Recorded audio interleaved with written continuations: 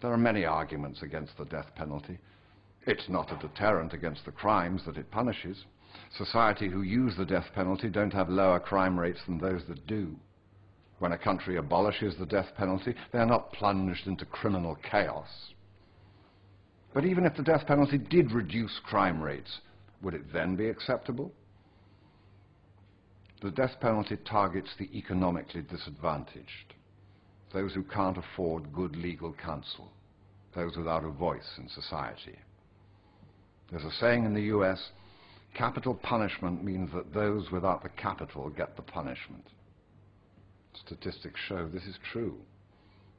But would it be acceptable if people from all sections of society were executed? Does killing a rich man make killing a poor man right? The death penalty is irreversible and results in the death of innocents. When someone is dead, a retrospective pardon is of little use to them or their family.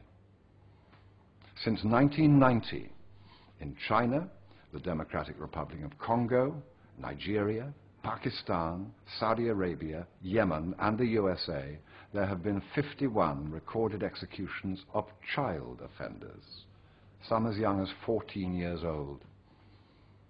But even if no more innocents or children are killed, should we tolerate the death penalty? The death penalty is never acceptable. It abuses two of our most basic human rights. Everyone has the right to live, and no one shall be subject to torture. The death penalty obviously kills people, but it also tortures, physically by the brutal nature of execution, and psychologically by forcing individuals to wait to be killed. They wait, sometimes for decades, while others are led to their deaths. The horror of this waiting is unimaginable. Human rights are thus called because they apply to all human beings. They belong to all of us equally. An attack on these fundamental rights anywhere is an attack against all of us. The right to life is inalienable.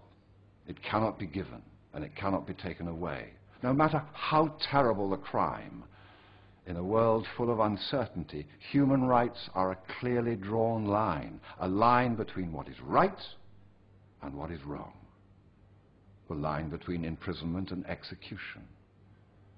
Every individual facing the death penalty is, whatever they stand accused of, still a human being. However much we revile them, however much we are outraged by their actions, however much we want revenge, they are still human beings. They may well have killed and tortured.